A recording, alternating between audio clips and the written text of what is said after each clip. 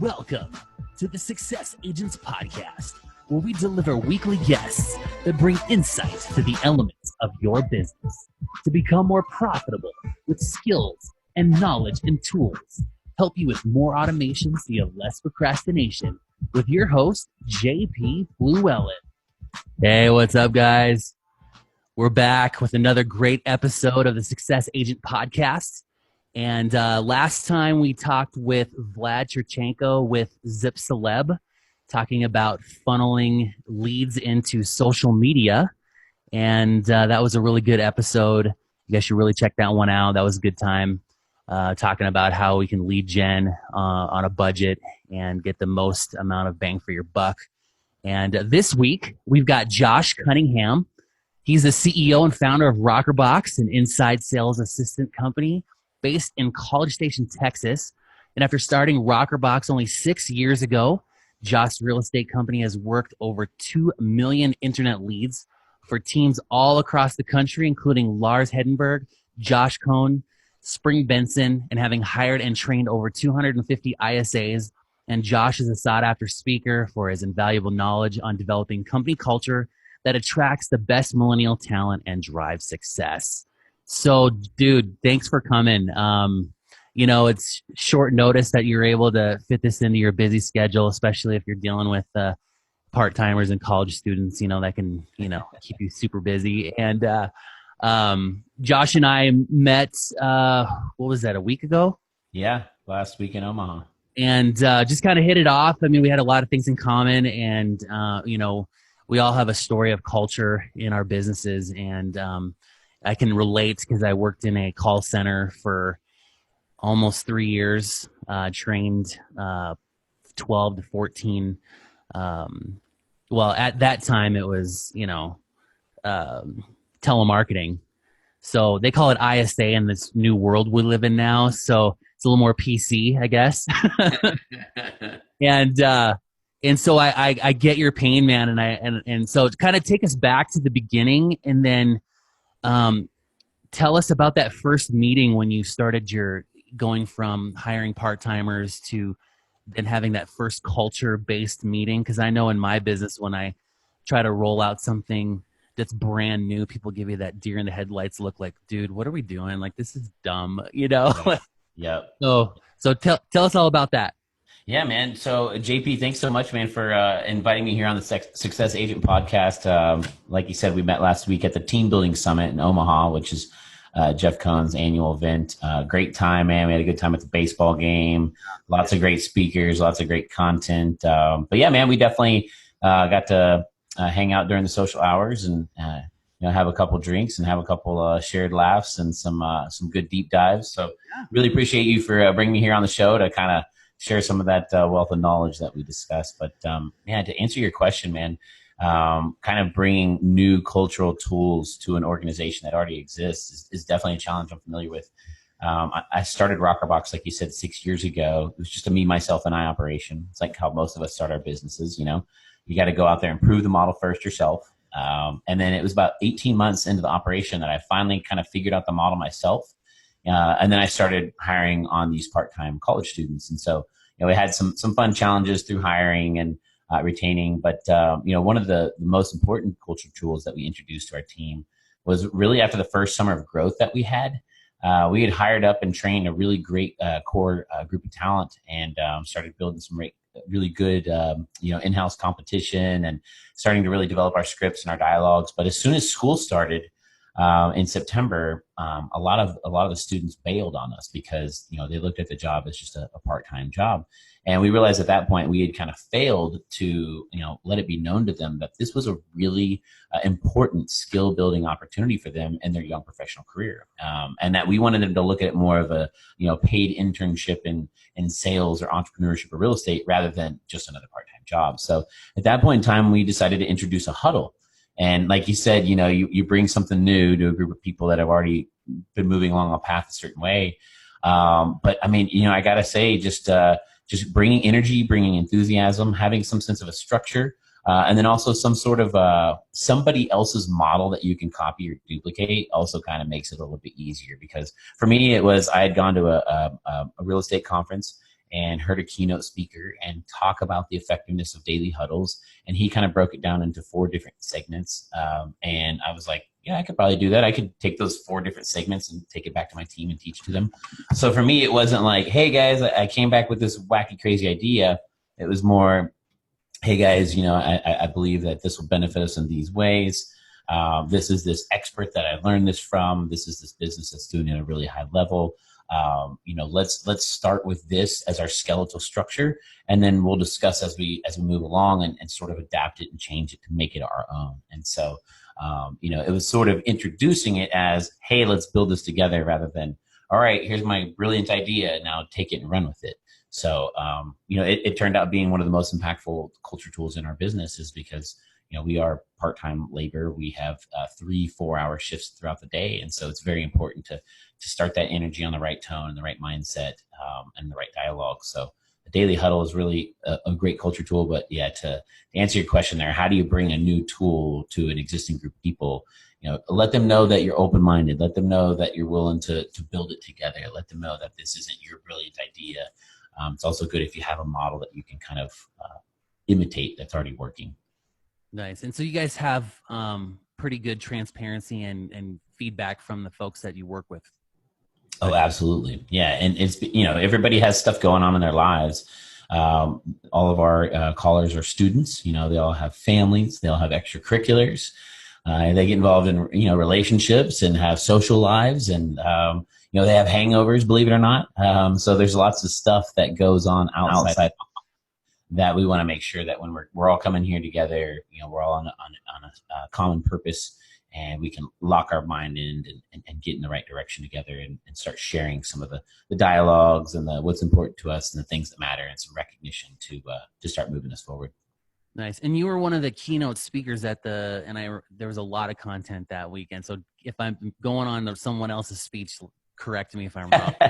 But so you guys also do like a monthly mastermind, right? Yeah, exactly. Yep. That was our talk. So nice. So kind of walk us through, okay. So walk us through the what you call the 4 steps of your huddle. Cause I think a lot of, especially teams that are listening to this would benefit from just a kind of real basic, like, what does a daily huddle look like versus why a daily versus just a weekly or a monthly or that, and then kind of transition from that to the purpose of doing your monthly masterminds? Mm-hmm. That's a really great question. So like I said, in the beginning of days of making calls, it was just me doing it. And then, I started hiring employees, and we would basically kind of trade off shifts just to keep as much coverage as possible, but there wasn't much overlap. And so, once there started to become overlap, you kind of just had these people just kind of start to show up and just plug right in and start doing the work. And just, they literally walked right from whatever business they had going on in the outside world and just walk right in and plug into a headset and start making calls. And so for us, we realized that was, it was important that we break it down. We get people focused, because there is certain things that they need to focus on. The first thing is recognition, right?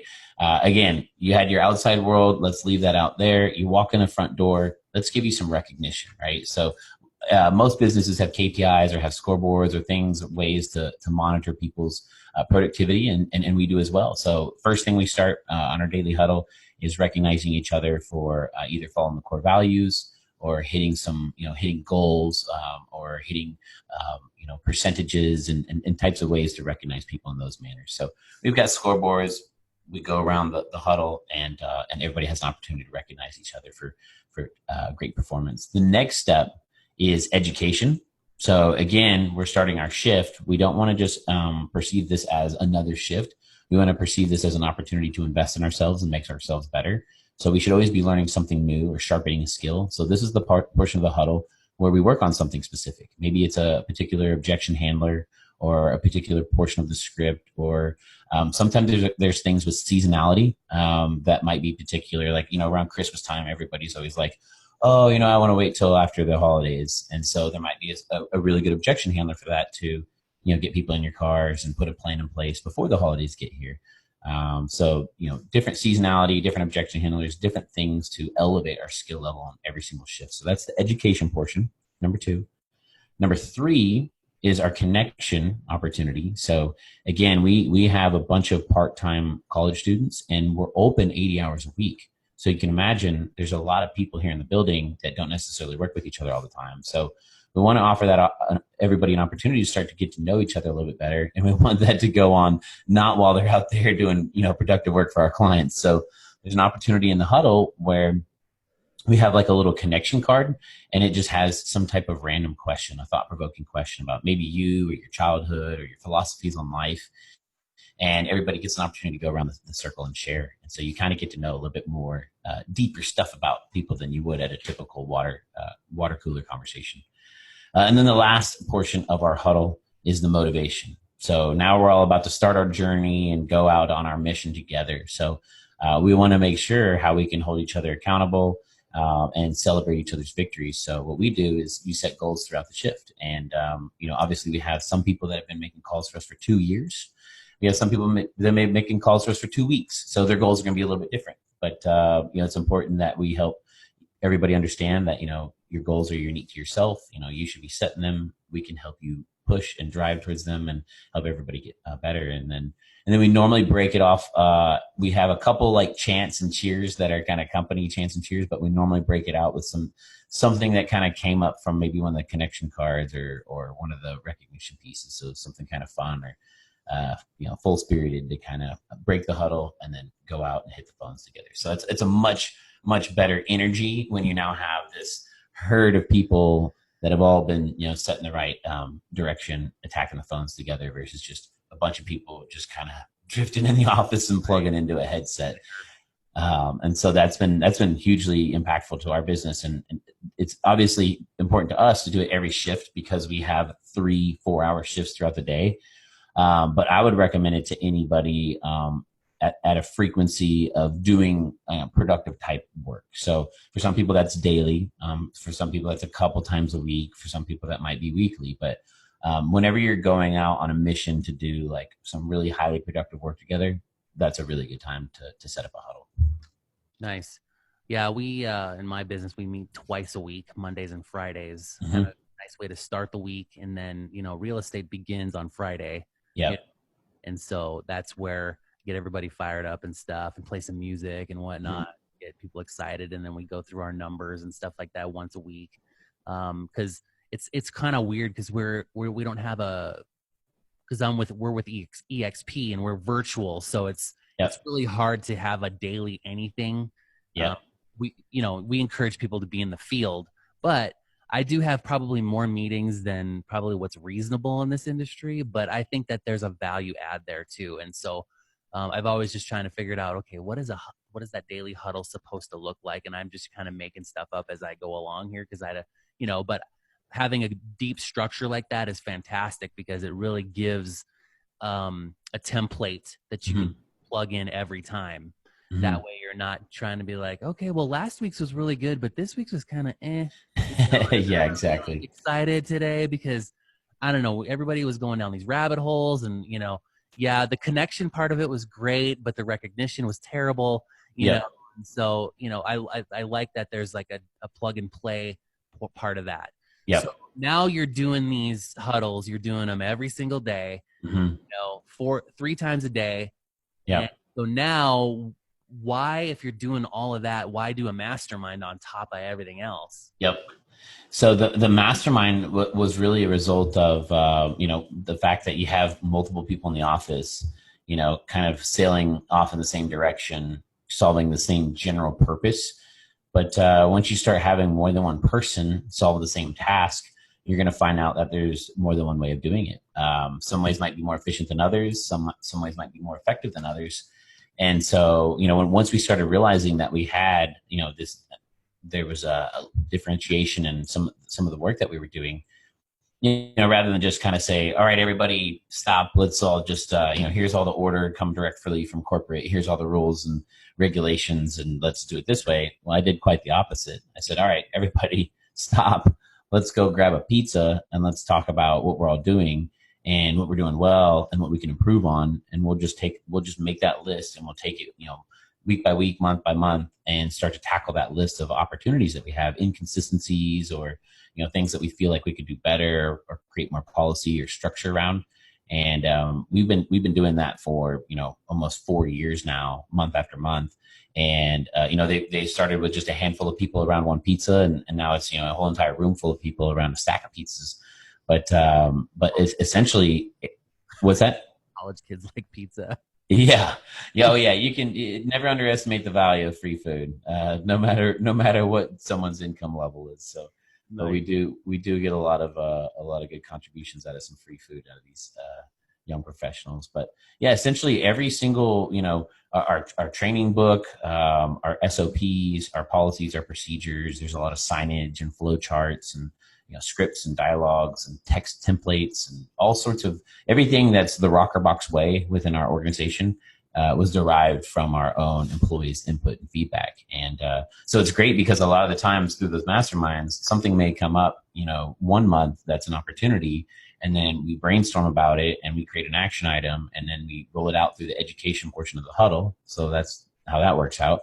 And then there's new policy or there's new procedure, and then it takes its form. And then what's cool is maybe a mastermind or 2 masterminds later, when people are standing up and talking about the one thing that we're doing really great at right now, they'll say something that related to what used to be one of our weaknesses. And they're like, this is really going on really well right now. I feel like we're doing a great job ever since we implemented that new thing. And you're like, wow, that's change actually happening. And people can see that they're having an impact on building the business. And so, I know for a lot of entrepreneurs, I study a lot of entrepreneurial books, watch a lot of entrepreneurial, videos and podcasts. And I think one of the common things that prevents a lot of entrepreneurs from being successful is themselves. Because a lot of times they get in their own way. They want to micromanage everything. They want to own everything. They want to be in control of everything. They want to make every decision. And for me, I honestly feel like one of my keys to success is my ability to empower other people, because, I naturally want other people to do it. I would love to sit back and watch other people do it, and so a mastermind is a great opportunity. I mean, you don't have to build your entire company by yourself.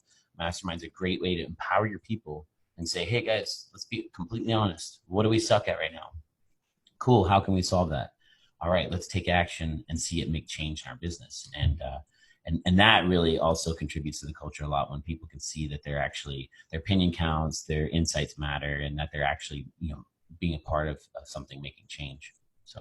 So what do you do when, because this is inevitable in every organization, there's always those 1 or 2 guys that have the biggest voice, and you don't implement what they want, right?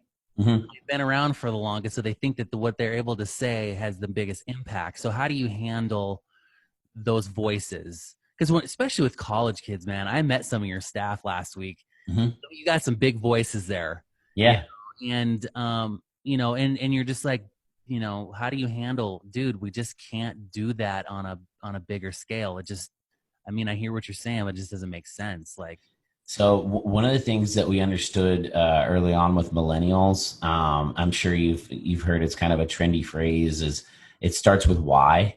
So anytime there's any policy change, or anytime we do take action on an idea and roll it out, like when we're in our leadership meeting and we're deciding that, yes, this is some new policy or this is some new best practice that needs to be, communicated to the company, we always start with the why of why we're doing this.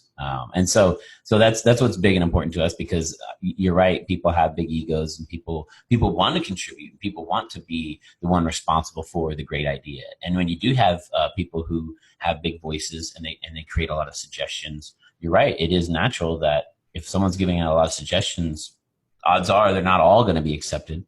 So it's just always about explaining the why, having everybody understand, that again, the feedback is appreciated. And that's what we always say at the mastermind. There's no such thing as a bad idea at the mastermind. We actually read a little excerpt from, it's an explanation of what the mastermind concept is from Think and Grow Rich. And so we read that at the beginning, and it basically says hey, we're all in this together. Everyone's participation is key. We're here to move the group to new heights. And so in the mastermind, it creates a very safe environment. It's not a meeting, and so it creates a very safe environment for everybody to throw out ideas. And then sometimes you hear those wacky, wild, bold ideas and you go, okay, great. And then you write it down on the board. and we go through all the ideas, and then the real action items are decided on in the leadership meeting, and then the why is explained in the huddle. So I would highly recommend start with the why.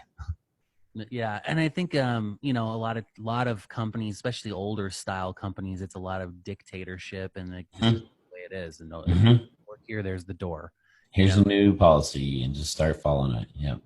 So one of the things that I really like about this podcast particularly is actionable items that are not necessarily like these broad-based ideas. So when you're rolling out a policy,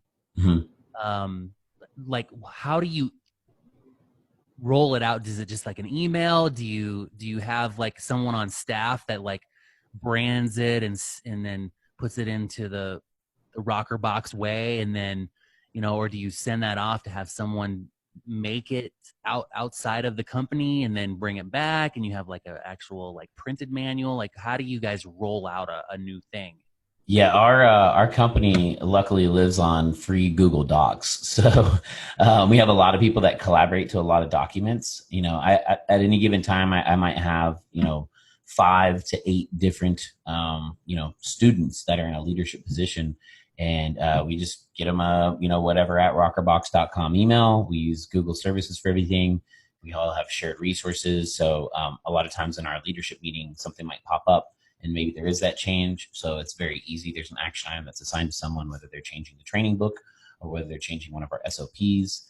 Of course, we specialize in a couple of different CRMs, so they're actually in different departments. So something might change for just one department.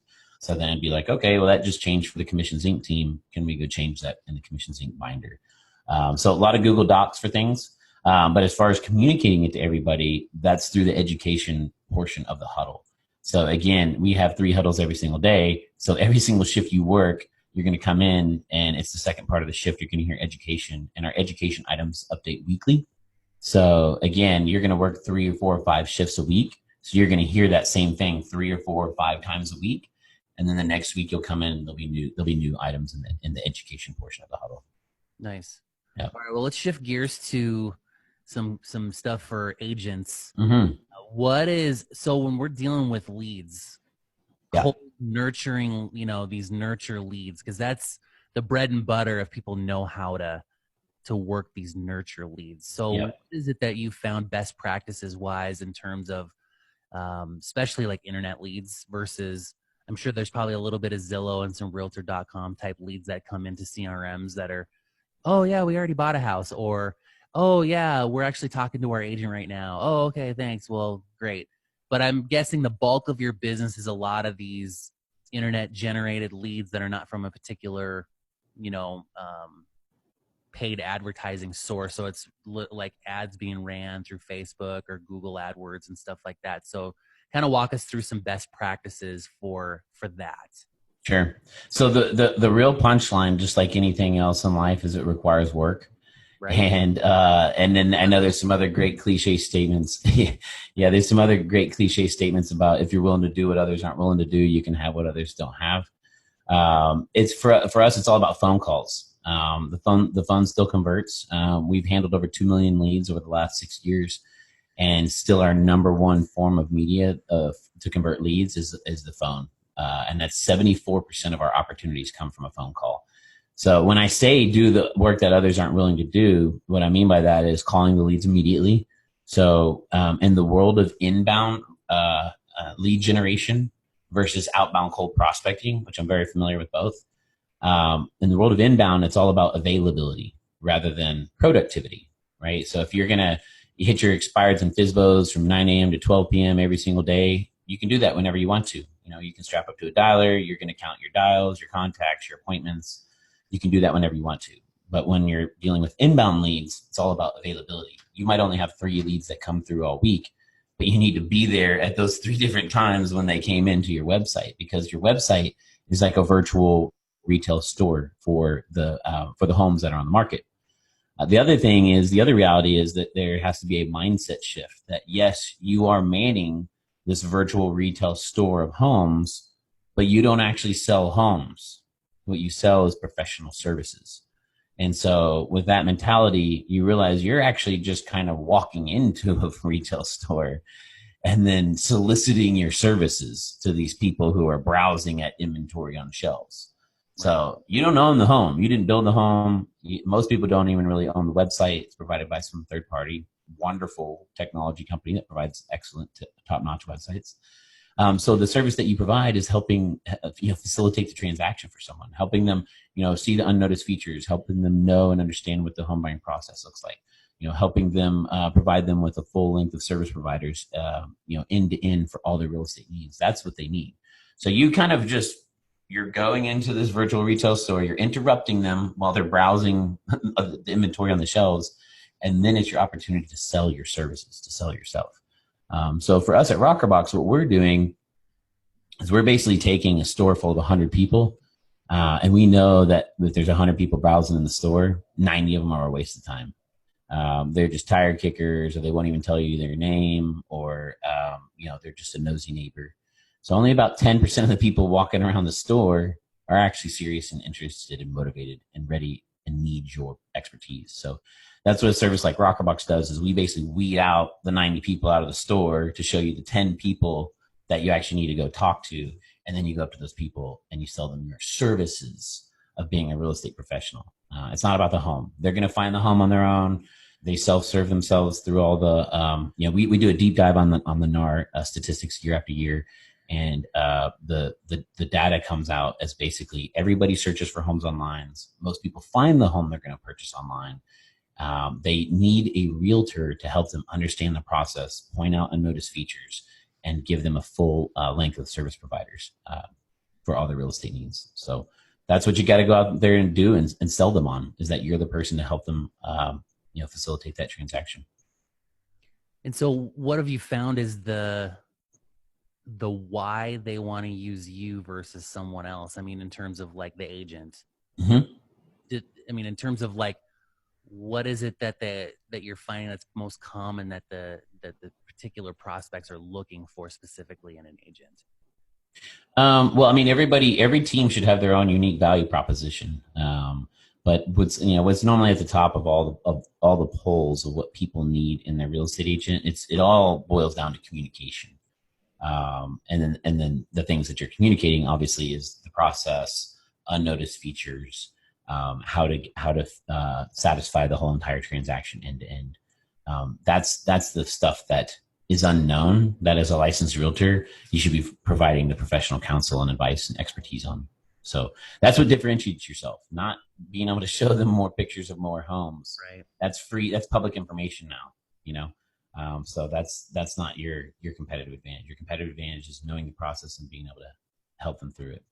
Yeah. And that's the sad thing about our industry too, is that we find that, communication is number one, but it seems like it's fifth or sixth on the list for a lot of real estate agents. I mean, even when you're doing a transaction and you're trying to call them for various things on the transaction, they're not answering their phones. And it's like, I learned early on in this business that time is the killer of all deals. Yep. The longer you let things fester around there, I mean, the human condition says, dude, I'm ready now. You're not ready. If you're not ready on my time, I'm going on to the next one. Yep. So, and you guys are doing live transfer now too, right? Yeah. We just rolled out a new feature to where we're making that first initial attempt on the lead. If we get them on the phone and they're ready, willing, and able, and motivated, and ready to speak to a realtor, we can actually click a couple buttons and call out to all your agents and do a warm transfer to them. So yeah, that's been very exciting. Because the way you were doing it before, was it just you set an appointment? Is that how it works? Well, what we do is, essentially, like I said, we're inside of the CRM. So either Boomtown or Commissions Inc. or Firepoint, we take a seat inside of the CRM, and all the notes, all the texts, all the emails, all the calls are tracked in the CRM. And so by the time a lead is warmed up and ready to go, again, all that data, all that information is already in there. So we record our notes in the CRM and transfer it over in the CRM. So you'll still pick up the lead in the CRM, It's just now we have the opportunity to do a live transfer on the phone call as well. Gotcha. So if the agent sucks at CRM management, they still, even with all of that teeing up the lead, they still might not get the deal because they are off doing other things and not in their CRMs. Sure. I mean, it's a CRM is a tool. You could arm someone with a Ferrari and they can, drive it 5 miles an hour through a school zone if they like. So Yeah, that's the key to all of this stuff is having good systems and rhythms with your business, Yep. And utilizing the tools. I mean, the most important tools all the CRMs have is just the ability to log your calls, take your notes, and create to-dos. I mean, it's the most simple rhythm and pattern of CRM management. I mean, we do specialize in different CRMs because we work inside of them. So we need to know them really well, backwards, forwards, and inside out. But realistically, like the most important thing that you need to do is you're logging your calls, you're recording good notes, and then you're scheduling the next step in the process. And you do those 3 things and you're good. Doesn't matter what technology you're using. And if people are using different CRMs, I mean, are you guys pretty selective? Like, I mean, obviously you can't specialize in every CRM out there. Right. It's impossible. And there's just certain CRMs that obviously their interfaces are just so different that it would be hard to even like, the learning curve would be so huge, Yeah, the CRMs are all pretty similar for us, though. It's just about specialization in human labor. When I first started at Rockerbox, we were actually exclusive with Boomtown, and that was just because I knew I needed to learn online lead conversion. I didn't need to learn 3 different CRMs, and so we hunkered down. We were exclusive to Boomtown. We learned it backwards, forwards, and inside out, and then what that allowed us to do was master the online lead conversion game. Once we mastered that, then it was just a matter of going out and learning a new piece of technology and just learning the different language or where the button moves to, and then just changing our SOPs and changing. I mean, we have a lot of training videos, so it is a bit time consuming for us to like remake the videos and remake the training books and remake stuff like that. So there's an investment on our behalf to then go and get specialized in another CRM because we won't train one of our callers on more than one CRM. So they'll come into our family and they'll only know one CRM because, again, we want them to master and specialize in that one piece of technology because once you learn a second way to do something, that automatically creates, a chance for human error. So gotcha. So you have different teams for different CRMs. Mm-hmm. So right now we've got 3 different teams for our 3 different CRMs. And then we're always keeping our ear to the streets and wanting to know what might be that next CRM that we launch that could possibly help us open up some more market share. So what's your favorite right now? What are you on? In my world, it's KV Core. Yep. I know there's a lot of EXP clients that we talk to and they're like, hey man, are you on KV Core? So that's definitely at the top of the list. And then obviously we talk to a lot of KW agents that are very excited about KW Command as well. Sure. So, and then follow-up bosses, I would say probably at the top of the list as far as feedback that we hear from people. What about you? Do you hear any others other than that? Firepoint is another. We're on Firepoint right now. Okay. Yep. And then Lion Desk. Yeah, I've heard about Lion's Desk. A lot of indie brokerages like that because it's cheap. Yep. And it does a lot of plug-in stuff too. Yep. So. Yeah, and that's the thing too. When you look at some of the less expensive ones, sometimes for plugging it in with a dialer and texting and all this other stuff, you look at the cost, and now you're back up to like one of those premium CRMs. Oh yeah, it's a hook. You get one seat for a cheap amount, but it's like for $10 more, and then by the time you're like, dude, I can't really do anything unless I'm spending $500 a month. Like this is So, well, cool. What's next for Rockerbox?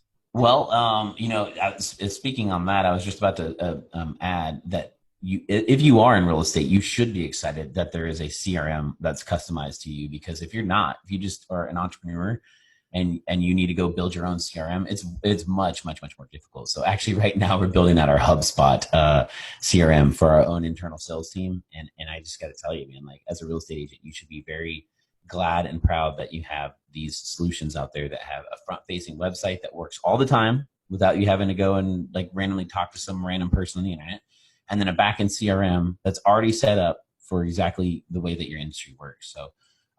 So yeah, right now internally we're working on learning HubSpot for our own internal sales and recruiting Obviously, here at Rockerbox, our team's growing, and we're right across the street from Texas A&M University. We do get a good number of applicants through the Career Center, but we also do some outbound recruiting and prospecting as well. So yeah, we're actually learning a new CRM, but it's not gonna help out a new real estate platform. It's just for our own good. So yeah, we like learning new CRMs and playing around with different pieces of technology and figuring out ways to make them more efficient. So. Nice. And are you guys planning on staying centrally located there, or do you have any plans to go to other college towns or anything? No, we'll be right here in College Station. This is a great town for the type of culture that we want to attract. For those of you who aren't familiar, A&M is the more conservative of the universities here in Texas. You got A&M and UT. We're big rivals. But UT is in Austin. You know, they say keep Austin weird. That's the more liberal school. They're proud of it. Here at A&M, it is more tradition rich. It was a military school. So it tends to attract people that are more, in looking for bigger picture, driven by, culture, and want to be a part of a big organization. And so, we're a very purpose-driven organization. We've got our core values slapped up on the wall, and it just really aligns well with the type of students that come here to A&M. And then other than that, there's 55,000 of them. So we have plenty of them to choose from. Our hiring process is pretty rigorous, but we still have an abundance of applicants. So we won't ever move the headquarters. We'll always remain right here in College Station, Texas, and rely on this really solid talent pool that's right across the street. Nice. Well, man, I do appreciate you coming on today. If people want to reach out to you, ask questions, want to know more about what Rockerbox can offer, some pricing structures and things like that, how can they reach out to you? Yeah, so I highly recommend everybody to give us a like on Facebook, so you can stay in touch with all of our free content. So just go on Facebook, and then it's facebook.com/Rockerbox, and we spell it a little strange. It's ROKRBOX, Rockerbox. And give us a like on Facebook. We have tons of content on there, success stories and tips and strategies for our clients. Employee testimonials. You get to see the quality of. I know you, JP, you got to hang out with a lot of our guys and got to see see the quality of talent we have. So give us a like on Facebook. But if you want to engage in further conversation, you can shoot me an email personally. It's josh@rockerbox.com, or check out our website, and you can fill out a submission form on there as well, and that's rockerbox.com. So. Lots of good ways that we can stay in touch. Happy to serve the community with as much information as we've gained over the last years. Awesome. All right, man. Well, I appreciate it. And thanks, guys, for joining the Success Agent Podcast. I'm JP Fluellen, and we will catch you on the next episode. Have a wonderful day.